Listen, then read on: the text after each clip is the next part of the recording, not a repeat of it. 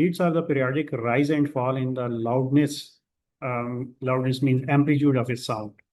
तो इसको बीट्स कहा जाता है, ठीक है। अच्छा, ये कैसे जनरेट होता है ये भी जरा देख लें। They occur due to the superposition of two sound waves having slightly different frequencies but moving in the same direction. ठीक। दो साउंड वेव्स जो कि स्लाइटली फ्रीक्वेंसीज उनका डिफरेंट हो लेकिन वो एक ही डायरेक्शन में मूव कर रही हों, जैसे कि आप यहाँ पे देख सकते हैं, एक ये है और एक ये है। ठीक।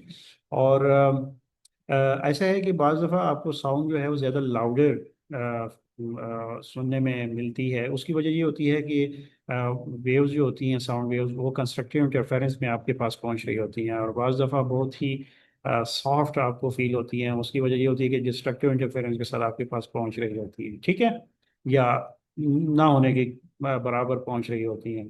तो ये डिपेंड करता है कि जो साउंड वेव्स हैं वो किस तरह से इंटरफेयर हो रही हैं एक दूसरे के साथ। जैसे कि आप यहाँ पे दो वेव्स हैं, ये अगर इस तरह से इंटरफेयर हों, जो कि स्लाइटली डिफरेंट फ्रीक्वेंसीज की हैं, कि वो एक पॉइंट पे तो बिल्कुल एक दूसरे को कैंसिल आउट कर रही हैं। जैसे इस पॉइंट पे ये एक दूसरे को कैंसिल आउट कर रही हैं, लेकिन कुछ पॉइंट्स ऐसे होंगे जहाँ पे वो मुकम्मल तौर पर एक दूसरे के एम्पलीट्यूड के साथ एडअप हो रही होंगी। जैसे इस पॉइंट पे देखें, यहाँ पे एडअप हो रही हैं तो यहाँ पे आपको बड़ा एम्पलीट्यूड मिल रहा है, और फिर यहाँ पे देखें ये फिर एक दूसरे को कैंसिल आउट कर रही है, ठीक है ना, यूं करके और यूं करके क्रॉस सूरत में मिल रही हैं। तो यहाँ पे फिर आपको ये कैंसिल आउट होती हुई मिल रही है, एम्पलीट्यूड बिल्कुल जीरो पे जाके मिल रहा है। फिर यहाँ पे एकदम एक बार फिर आपको लाउड मिल रही हैं। तो ये इसी फ्रीक्वेंसी डिफरेंस में जो एक तरह से शिफ्ट आता है, इसी को बीट्स कहा जाता है। तो बीट फ्रीक्वेंसी क्या होती है? The number of beats per second is equal to the difference between the frequencies of the two waves.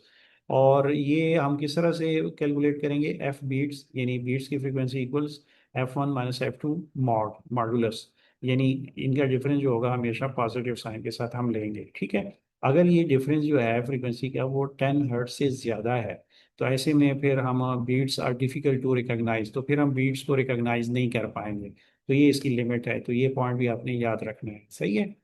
तो एप्लीकेशन ऑफ बीट्स क्या है? एप्लीकेशन ऑफ बीट्स में सबसे पहले पॉइंट जो है डिटर्मिनेशन ऑफ अननोन फ्रीक्वेंसी। हम एक सिस्टम की अननोन फ्रीक्वेंसी फाइंड करना चाहते हैं तो बीट्स हमें हेल्प आउट करता है, ठीक है।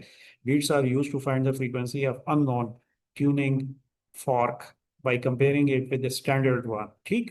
ये एक पॉइंट आपने याद रखना है। दूसरा ये कि tuning of musical instrument, musical instrument को हम ट्यून करना चाहते हैं, लाइक इंस्ट्रूमेंट पियानो या वायलिन, जिनको हम ट्यून करना चाहते हैं तो हम उसको एक खास बीट्स पे ट्यून कर देंगे, ठीक है, एक रेफरेंस साउंड के साथ।